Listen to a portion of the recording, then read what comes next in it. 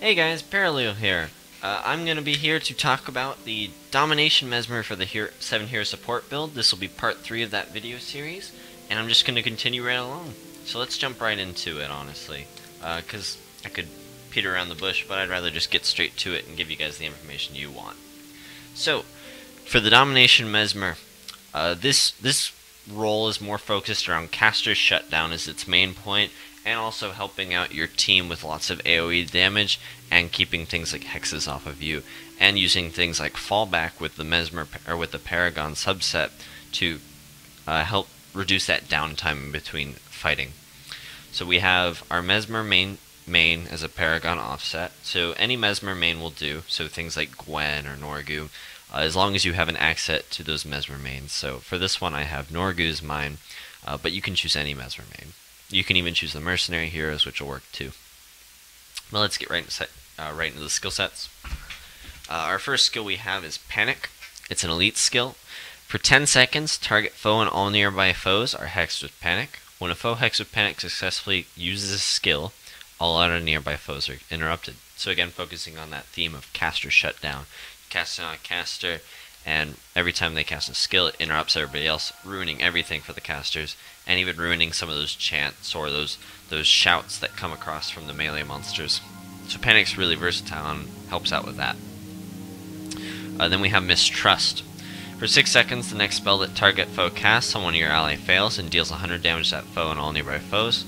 So kind of going along with that bomb theory that we were going over with the minion bomber, it's like you have this bomb the Mesmer has, he gives it to the enemy caster, because that's what you're going to try to be targeting with the Mistrust. And he casts a spell, he drops the bomb and explodes, deals a lot of damage, and his skill fails, which is just lots of it's doing lots of damage, and it helps you out with that interruption. So a direct example would be like if we're going through the Fissure of Woe, there's those Hydras that do Meteor Storm, so you can cast this to interrupt Meteor Storm and do lots of damage to those giant packs of monsters that end up coming around, which is very good. Next skill we have is Unnatural Signet. Target foe takes 75 damage. If that foe is under the effects of a hex or enchantment, foes adjacent to your target take 50 damage. So this kind of combos well with Panic and other like skills that happen like that are coming from our other Mesmer, which I'll talk about in a future video. But it's that direct 75 damage, and because generally you're going to be focusing on the monsters that are already hexed, it'll do even more damage. Or if they've enchanted themselves, so if like they're buffers, it'll do damage anyway, the extra damage. So this also, like if you put Panic on a caster mob and then you use Unnatural Signet, it's always going to do that 75 damage and the 50 damage AoE, which is very strong. Next we have Cry of Frustration. If target foe is using a skill, that foe and all foes in the area are interrupted and suffer 75 damage. So again, another interrupt for that caster shutdown theme, and it's more AoE damage. So going along with what we said at the start, it's just a really strong skill. All these interrupts that do extra damage are pretty much what we're going to be focusing on in this build, and they're very strong. I keep saying strong, but really that's the main word to get across how versatile these skills are and how powerful they are. That's what the word strong. Then we have Shatter Hex. Remove a hex from target ally. If hex is removed, foes near that ally take 120 damage. So generally you want to focus on those melee heroes, or in the terms of my build, you target the Glaive Bomber, which is me. So you'll remove hexes from me. Like the Mesmers will cast that -5 degeneration spell that I can't think of the name right now. But when they use that, you can remove that from me, and then I'll do 120 damage to everybody near me because I've turned to a human bomb. And my build, like if you're using the same build I'm using, the Ritualist Bomber, I'll always be near enemies, so I'll just always be doing lots of damage to everybody whenever you cast Shatter Hex at me. As long as the hex is being removed, of course. Next we have Power Drain. Target foe is casting a spell or chant, that skill is interrupted, you gain 19 energy. Again, another interrupt, but this one's for mana gain, so if your hero's running low on mana, it's just a clutch interrupt that'll get you to be able to cast your spells more often, be able to use your skills to help your team out. Next we have Waste Not, Want Not. If target foe is not casting a spell or attacking, you gain 11 energy. So you can target melee mobs with this skill, but you can also target those interrupted caster mobs that we've been focusing on shutting down, just to gain more energy to keep your other skills not off cooldown and not being unused. We want to make sure that we're using all our cooldowns. And then finally we have Fallback.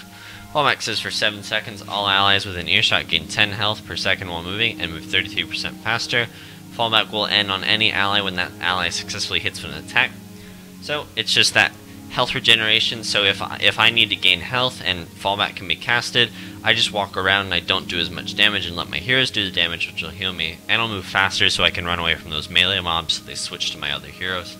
But along with that, it couples with the fact that it reduces downtime in between monster packs. So like, to bring the Fissure of Woe example up again, that zone's pretty big, right?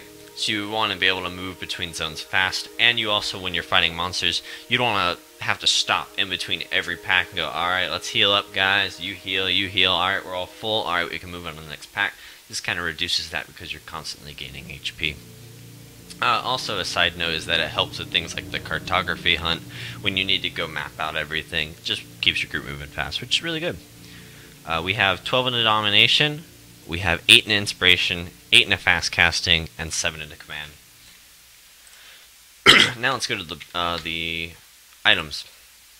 So, going along, again, like with the past builds, you want to go to the Vasberg Armory, or you want to go to the Leviathan Pits, and you want to craft a Q9 Domination Scepter with 2020, and a Q9 Domination Chakram, or, well, they're called Focuses, but the Inscribed Chakram, which is 2020. And make sure that they're Domination Magic. And then for the helmet, so for the Insignias, what we do is you can either do Survivor Insignias like we've been doing, or you can do Prodigy Insignias, which are a bit cheaper, but they're also really useful, which they increase your armor while you're recharging skills, which the Domination Mesmer is always going to have its skills on cooldown, so it'll just be a lot of armor.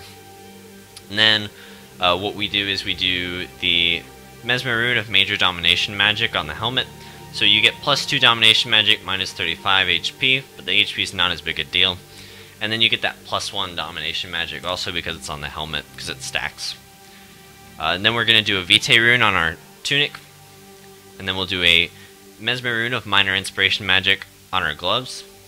And then a Mesmer Rune of Minor Fast Casting on our pants. The Mesmer Rune of Minor Fast Casting is a little expensive, but it's very useful. And then we do a Vigor Rune on our boots. The Vigor Rune, again, you can do anywhere from minor to major to the maximum. So 30 HP, 41 HP, 50 HP. Just depends on how much money you're willing to put into this. The minor Vigor Rune is definitely the cheapest, so go for that if you're on a budget. And the hero I chose is Norgu. You can get him through the Nightfall Campaign naturally, but you can choose any Mesmer main. Or you can choose the Mercenary Hero slots, which ArenaNet sells, as long as you have a Mesmer to use. So yeah, that's basically the Domination Mesmer in a nutshell. In the next video, I'm going to be going over the Illusion Mesmer, and I hope to see you guys watching the next video. If you could, subscribe, like, dislike, comment, everything. Honestly, it helps me make better content. It helps me address any issues you guys might have or answer any questions you guys have, because I love interacting with my viewers, and I love interacting with people in general. It helps me make better content, and it helps me make it so you guys want to watch. Not only just want to watch, but so that you're enjoying the content that you're seeing. It's not just me sitting here going, alright, let's move on to the next character, da, da, da. I kind of want to get you guys involved. And it's been really cool, because I've been involved with the community recently with that guild I just joined from the subreddit, which has been pretty fun recently. I got to talk with some cool people through that. But yeah, thank you guys so much for watching my videos, and I'll see you in the next video where we talk about the Illusion Mesmer. Thanks so much. Bye.